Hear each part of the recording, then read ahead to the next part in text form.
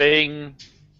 Hello and welcome to a Bergkamp Wonderland, an Arsenal podcast. I'm Gimli, and today I'm joined by, first up, I'm going to introduce to you Kris and Danny. Hello there! Look, I don't know. Why are we even doing this? Right, I'll get back to people that we do know there's going to be fuck all transfers today. We just used it as a chance to get some of the listeners on and have a giggle. Yes. No, it's just saying listeners are not fans because they're not pretentious like that. No.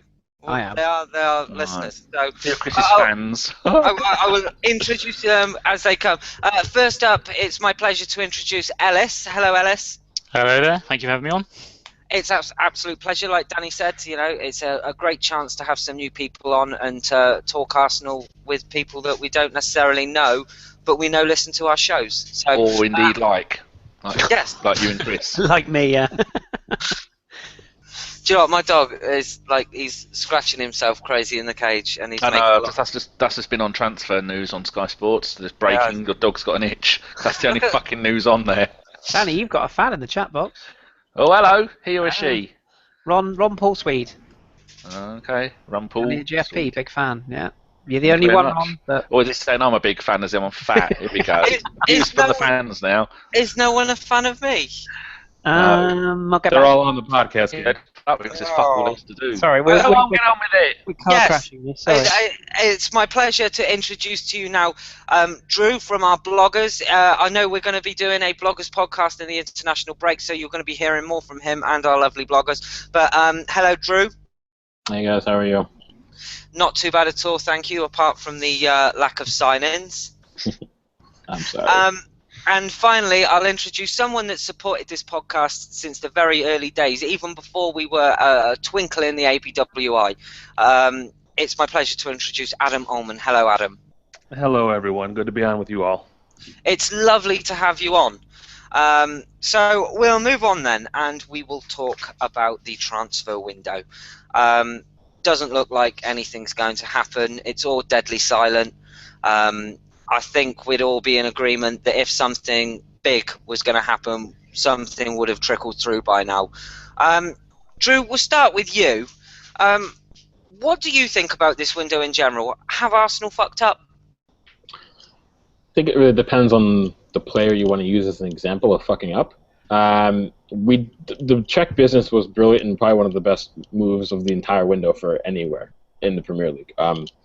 I think we may have missed out on a player like Schneiderlin, but would Schneiderlin want to come here and be happy with maybe starting over Coquelin sometimes? Probably not. He wants to be guaranteed playing time, so he went to United. But when we look at if people wanted another good striker, maybe another holding player, the players have to be available, and the clubs want to have to sell them. They also want to have to leave the club they're at and come to Arsenal, and we also want to be okay with how much they're going to cost. So if we use Cavani as an example, because I know Jace just loves talking about Cavani, if Wenger feels like £50 million is a risk for a player of his age and one that's not guaranteed to come here and be able to fit into the mold, then that's a big gamble that we can't easily recoup financially, where other clubs have bottomless checkbooks where they don't have to worry about profit margins.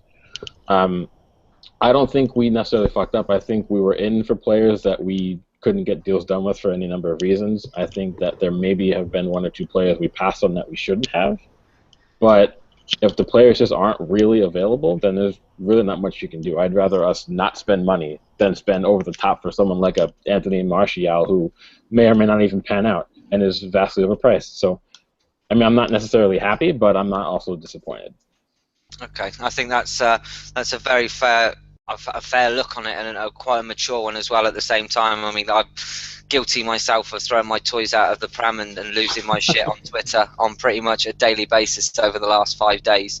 But what I will say is a lot of people are saying that we're maybe one or two short to strengthen for the title. Adam, as a long-time listener, you're aware we do these transfer specials every year. I believe this is the third one now.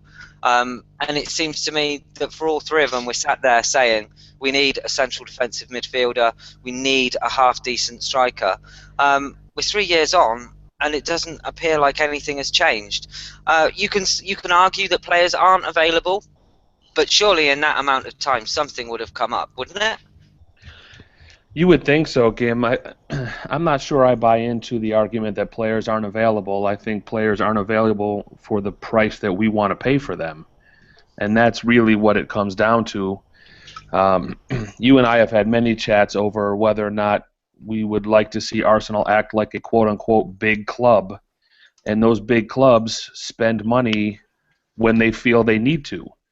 And what it comes down to, in my opinion, is that either A, Arsene doesn't feel like he needs to spend for those places at the price they are, which I think is probably the most likely answer. If you look at fans, supporters, yes, we feel like we need an alternative to Olivier. We need an alternative to Coquelin, who nobody expected to be what he has turned out to be, and we haven't done that.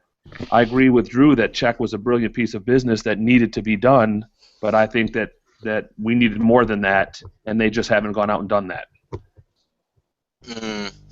I agree with a lot of what you said. We'll move over to Ellis. Ellis, you've sat there and you've listened to what the boys have had to say. Drew's very calm on the situation. Ellis thinks that it's not good enough. I mean, what's your take on the whole window? I think Czech's a good signing, like Drew said. Perhaps if that was maybe today, people wouldn't be moaning, would they? But I think when you analyse a squad, I think we've got a decent squad that can compete. I probably agree with people when they say we do need an alternative or some backup to Coquelin. I don't think Arteta's necessarily got the legs if Coquelin gets injured or if he gets suspended, if he can have a good run of games and play the full 90 minutes. So I would have liked to have seen another CDM come in or someone of that ilk and maybe a striker. But I think Sim mentioned earlier on a previous podcast that Giroud sort of he goes in and out of form, and he needs someone to sort of come in, kick him up his bum, and he'll get back into form again. Perhaps Welbeck can do that. Perhaps Theo can do that. I think Theo needs a good run of games. I think Danny's mentioned on previous pods before that Giroud hasn't scored. I think 1 in 12 was it, and maybe Theo deserves more of a run in the squad. And maybe if he had a couple of games before the Newcastle game, he would have put some of those chances away. Very true. Kris, Danny, you've been sat there. Kris, have your thoughts changed among this window? Are you disappointed we haven't signed anyone? Are you upset, frustrated? I'm probably the rare breed in all this because I'm genuinely just sat here kind of chilled out about it. I'm like, I don't know. I'm not going to lie. I'm a little bit. I don't even think disappointed is the word because I'm not disappointed because I genuinely think that we've got a decent squad.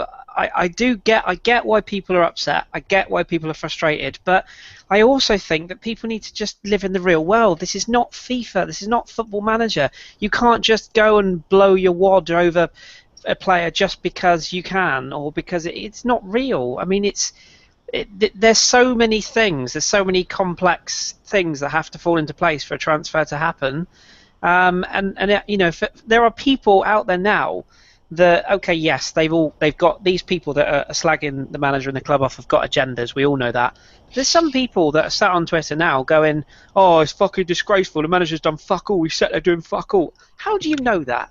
You don't know that. You're talking out your fucking arse. Behave yourself. I mean, it's absolute madness to think that Arsenal is doing nothing. You know. I'm sure we've worked on things, and don't get me wrong, you know, he isn't. I've said before, and I'll say again, he's not above criticism. He gets things wrong. He probably does dither a bit with signings. He probably does second guess himself. He probably talks himself out of certain signings, to be honest. But you know, I genuinely think if a deal became available that he felt would strengthen the squad, he'd do it.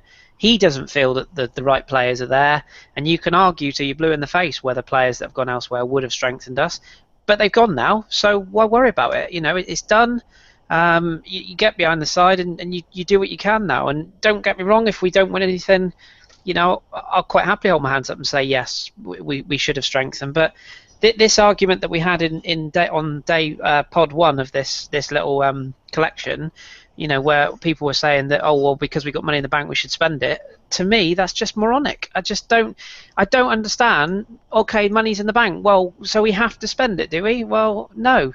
I've got a kitchen full of food. Doesn't mean I'm gonna make 75 meals and eat all of it tonight, does it? We'll have lots of biscuits, but I just don't. I just don't understand. I don't understand that the people losing their minds over something they cannot control. And these are the same people that it's going to take a lot of luck, but these are the same people that will cheer this team home all the way if we lift a trophy this season. They're the same people that sat at Wembley when we won the FA Cup and lauded the team, said, oh, this is brilliant, we're right on the cusp of something, and giving it all the beans. And they're the same people now that are crying out for us to buy 12 players. I'm just look at it from the other point of view. It's also the same people that are paying thousands of pounds for season tickets every season. Nobody forces them, though, Danny. Well, they do. They can't have it for free. It's the same people that have been flogged 3 brand new kits every season. I mean, that's just fucking ridiculous. It's the same people that are paying £50 a month for Sky, another £25 a month for BT. All these clubs are spending all this money, and when you've got the likes of Stoke out spending us every single time. Look, I've got the list here. Players we've been linked to this window. So Wenger can't come out and go, oh, the players weren't available. Draxler, 30 million to Wolfsburg. Vidal, 28 million to Bayern. Kondogbia, 28 million to Milan. That's him. AA to Valencia for 27 million. Jackson Martinez, 25 million to Atletico Madrid. Schneidlin, 24 million Man United. Pedro, 21 million Chelsea. Can I just stop you on one of those? No, you can't. 13. Okay. Matt Mandzukic, 13 million to Juventus. Matty Milner to Man City for free. We were linked with all of those, and all of those could have done a job with us. And it's bullshit the fact that we have got absolutely fucking no, and he will just come out and go, the right players weren't available. We got more money than fucking any other team in the Premier League. It's Morgan Schneiderlin, £24 million. Are you kidding me? It isn't a number, though, is it? He also wanted 140 grand a week. Exactly. It's fucking ridiculous. Don't get me wrong. I'm with you, Danny. Sorry, Jay. I'm with you, Danny. I agree the ticket prices are high, blah, blah, blah, blah, blah. Nobody pins any fan down and says to them, you must go to the Emirates, you must buy all 3 shirts, you must do this, you must do that. Nobody forces anybody. If you really detest the club or the manager or the board, or if you really hate it that much, just don't fucking watch. Don't support the team. Take up crochet, take up knitting. Equally, I'm not saying that if you love the club, you shouldn't have an opinion. You've got every right to be angry if you want to be angry. You've got every right to criticise the manager. You've got every right to criticise the players. But don't just fucking sit there and bang a drum. And then when somebody questions it and goes, well, actually, maybe the manager might have an idea. And the best comeback people can give is, well, he's fucking clueless, isn't he? Yes, of course he's clueless. He's only been at the club for 15 fucking years. Yeah, he's got no idea, has he? Fucking morons. It pisses me off. Sorry. Chris, I don't think it's as bad as that for where I'm standing, though. For me, I think it's certainly I'm not overly frustrated either. I see an opportunity missed is probably the more accurate picture in this. We're so close talent-wise and team makeup-wise to more than being a contender, being a favorite perhaps is even a better term for the title. And you see what City has done for their club. And you see, even though it's been a complete cluster, what United tried to do and failed miserably at. You would have liked to have seen Arsenal sign somebody that could reinforce the team, perhaps bring some competition in. Somebody like Aaron Ramsey, who I happen to rate highly, has not had a good start to the season, and part of that, I believe, is because he feels no pressure from anybody coming in to challenge for his spot. His name is on the team sheet first thing, no matter what, and when he has a bad game, there's no threat of him being dropped to the bench. And to me, that's because we don't have anybody better who can even come in and compete and challenge for that spot. And I think that's more where my frustration comes from, is that they're so close, and 1 or 2 signings could have really put them over the top. So basically, I've seen a tweet here. Sorry, one sec. Julian Lorenz has just tweeted that Arsenal and Arsene Wenger are not trying to sign Edinson Cavani or Adrian Rabiot from PSG, and they would not sell anyway. Well, that's good. And so I'll 2 things. So first, on Adam's point, I agree, but I disagree about Ramsey. Ramsey hasn't been held as much accountable as he should be. He hasn't been on form, but you could also argue he hasn't been playing well because he's been playing out of position. And really, the player that should be playing on the right isn't. And that's not down to lack of accountability. It's down to Wenger's tactics, which have been poor, but that's a whole other debate. But I do agree that competition helps get the best out of your players, but the problem is the players that all these fans want us to bring in are players that don't want competition. They're players that want to walk in and come in and be in the first team. So Schneiderlin, for example, he's started every match for United since he's been there. There's no guarantee that he would have started for us since he came here, and he wanted the guarantee he'd be playing. He also won $140,000 a week, which we're not going to pay Morgan Schneiderlin for.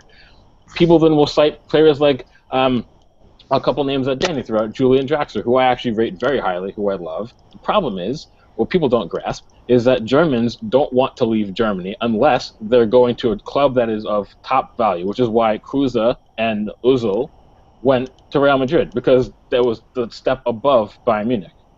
So when people say they want the Draxlers and the Bender twins and all those players, they have no reason to leave Germany because that's not in their best interest to do it. So there's that. And that's why we're saying when players aren't available. The players are available, but the players that we kind of need aren't available. So Kondogbia would want to come here and start, but there's no guarantee he'll start over Coquelin. So really, the players we kind of do need this summer aren't players to come in and take a starting role. It's players that come in and give us strength and depth. But those are the players that the fans don't want. The fans want the Cavani's and the Benzemas and the Marco Reus's and those kind of players, but those aren't the players we need, at least not in my opinion. So. And why is it that if you're happy with the current squad that you're apparently settling for fourth? Why is that? Sorry, it's utterly stupid thing to say. Our squad on paper was fantastic before all these fuckwits started dropping all the money late in the window. If those deals didn't happen, I would take our squad against cities and say, in a one-off, I think we could beat them. We beat Chelsea before they started spending in the fucking community shield. People forget that. That's the only thing I would say. And this is where I do think people are right when people moan about not having signings today. This is the one thing that I will say I think people are right on. City and Chelsea have strengthened since the start of the season, where obviously we've had a bit of a stuttering start, and that's probably where, I'd say, okay, fine. I'm not against assigning people. I'm not even against assigning squad players. In fact, I'd quite like a couple of squad players.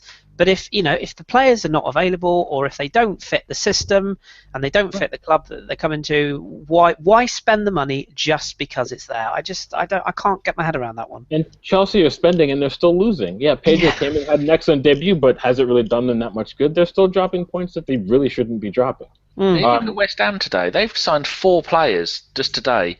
Alex Song, Victor Moses, Nikola Jelavic, and they've just agreed to deal with Nottingham Forest for their Mikel Antonio. Mikel Antonio. So that just shows it can be done. Would we have had Song back on loan as cover? God, no. Yeah, absolutely not. But why would you? Yeah, but Barb, Dimitri Payet, all those players are West Ham's level. That's the thing. And it's not to talk shit about West Ham, but to be honest, Nikita Jelavic belongs at a club like West Ham, not a club that is a tier or two higher. So they're making deals that are on their level. Our level of making deals needs to be far above that. I would have taken Dimitri Payet because I rate him very highly, but it wasn't in the card spread. But that's the thing. We're operating on a level where we need to go for players that are either very, very good or the best in the business at what they do. And unfortunately, there's a ton of other clubs who also want moves for those players. And unfortunately, all those best players are already at the best clubs in the world, so why would that club want to sell? That's Buzzing, Gim. they're not under pressure to sell. So. And what, sorry? Buzzing. Am I really? I do apologise. Let Ellis and Adam have a chat. Yes, Ellis. I think, if you have a look at Man City, essentially their squad's pretty similar to last season, except they spent 60 million on someone who is basically flopped at Chelsea. And Sterling, Sterling will make an incredible difference for him. Oh boy. I don't know. I don't know if he will. I think he started all right, but I think he's already shown that he has done. They had someone on the left-hand side. They addressed the problem. They found who they needed, and they paid the money and they bought them. I know transfers aren't that simple, but like I said at the start of this, everyone here knows where Arsenal are lacking depth, where we need new players. and they've failed to address the problems. It's not like they haven't had time to do it, because they've had ever since the January transfer window shut to try and get people in. I can't buy the whole argument that there's no one available. I can't buy that. I don't think it's that. I think it's like what the guys have said. Arsene Wenger's not going to buy someone or spend a lot of money on someone who's essentially not going to start. He's only going to buy someone who's going to either better the players that we have in the squad at the moment. And I do think, like, Danny reeled a list of players out there, and I probably could pick 3 people out of that list of players that I thought would probably improve our squad, and that's probably Schneiderlin, Vidal. But then is he going to get in ahead of Coquelin? Vidal, yeah, he probably would as well. But Draxler. There's a reason why Manchester United have just had to pay £36 million for an unproven 19-year-old French striker that will probably not live up to expectation. And That's that reason is paying that much money for some sperm in a jar. He's that young. Yeah, absolutely. But the reason they've taken that gamble is because Edinson Cavani or Karim Benzema or Robert Lewandowski are not for sale, and the clubs will not sell them. We could rock up at PSG and go, hello, we'll sell you the equivalent of the Eiffel Tower's worth of money for your player. And they can still go, no. What can we do? Well, what are we supposed to do? Just park up and back a lorry into him and steal him under, like, put his head in you put a sack over his head and wheel him out the back. If the clubs don't want to sell these players, they're not available. And I guarantee you this, if we go out today, right, the next 2 hours, and we sign Charlie Austin and he's a flop, can you imagine what everyone would say then? Oh, fucking Wenger, he's wasted all that fucking money on this fucking player, he's bollocks. What, the same player that you were begging us to spend 15 million on 2 months ago? It's I don't get it. Why waste it? I would much rather we go and get somebody who's, maybe unproven, who may be worth a shot. And that's why I do agree. Yeah, bodies definitely, but I think we should bring in some bodies. But you can't force players to be available. That's the thing, though. I think a lot of people on Twitter are getting really desperate now, and you'll see them tweet and they'll be like, "We want Benzema," and then it goes down to Cavani, and then it's getting lower and lower, and soon we'll be linked to play Solomon Kalou again. Yep, there's all these people saying, "Oh, why didn't we move earlier for Andre Ayew, or why didn't we move earlier for Payet?" And don't get it wrong, I love both players, but that they're performing brilliantly at clubs that suit the level they're at right at this particular second. Because Andre Ayew probably wouldn't get in Arsenal's side. He just wouldn't, because he wouldn't get ahead of Aaron Ramsey. And Villa's rocking it up at Sunderland. We should have had him with the 12 chances we had him. You mean did they finally let him out of Colney? Yeah, he's still there. He's out of his medical. There are a few, though, Gim. In fairness to your argument, there are a few that I can't deny that we probably could have gambled on. I mean, I wanted Vidal, 100%. I'm a massive fan of Carlos Bacca, who's gone to, of all places, AC Milan, who are not even in Europe. And I think he would have been, if you want to take a gamble, I mean, I think they got him for 20 odd million. I mean, he'd have got goals in the Premier League. So yeah, there are players that absolutely 100% Arsene Wenger has probably made a mistake on. He's a human being. He does make mistakes, and he's a stubborn old fucker. He is. He'd probably tell you that himself. I'm not making excuses for the guy. Looks like the De Guzman deal is off. Yeah, well, I think it was this morning, wasn't it? But yeah, I mean, the guy makes errors. Nobody, not even Jeff, God bless his soul, can say Arsene Wenger is not above criticism, because he's not. No manager is. But I just don't see what throwing millions and millions of pounds at bog average players is going to do for us. Just a quick point, and then Adam and Ellis, you guys please fire away for all it's worth for the second half of the pod. Simon made a very interesting point in the chat. He said that Sheikh Mansour is so rich he can buy Kevin De Bruyne every 12 hours. That's what we're talking about when we're saying that City and Chelsea have bottomless pits of money. We can't. And who's got more money than those? Isn't it Uzmanov?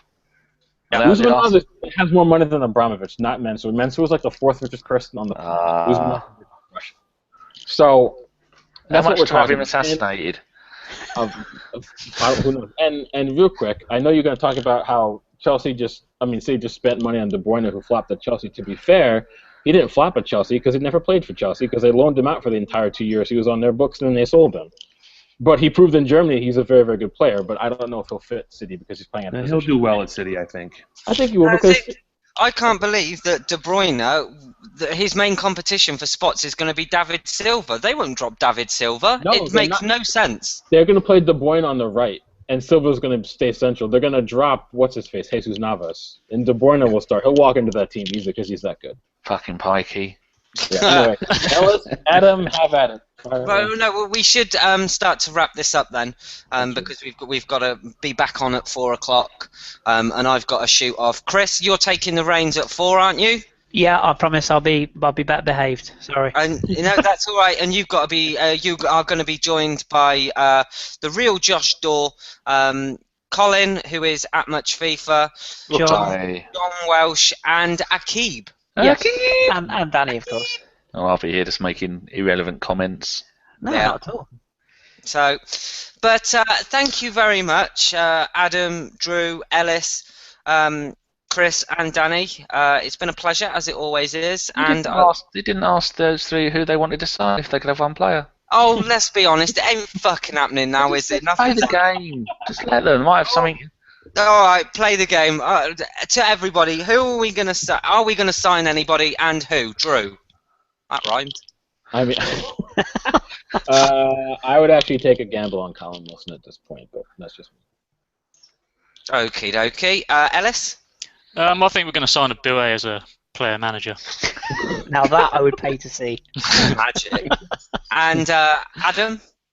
I don't think we're going to sign anybody, but if we do, it's going to be Abu Dhabi in the 18th return, since the 17th return, and then the 20th return. Will all his limbs come in individual bags? Just his right leg. It's like Build-A-Bear. What we needed was Abu Dhabi. Like, do you remember those crash test dummies that you put in the car and you crashed them? Just literally, when an arm pops off, just slot it back in. Thank you very much. So Kris, that was. Oh, hold on before you go, Kris. What was that tweet you told us yesterday about sack Wenger? Get a striker. Rehire Wenger. Oh no, it wasn't me. I think you pointed out. I've only just read it. Great. It was something like sack Wenger, bring in defensive midfielder, striker, rehire Wenger, or something like that. Yeah. It was sack Wenger, bring in new manager. New manager goes out and gets striker. Fire new manager, rehire Wenger. Or the easiest way around all of that is just bring David Dean back, and then you've got problem solved, haven't you? Yes. And on that note, so that was a Bergkamp Wonderland Deadline Day special part 4. Yeah. Thank you so much for listening, and keep it Arsenal. Goodbye. Goodbye.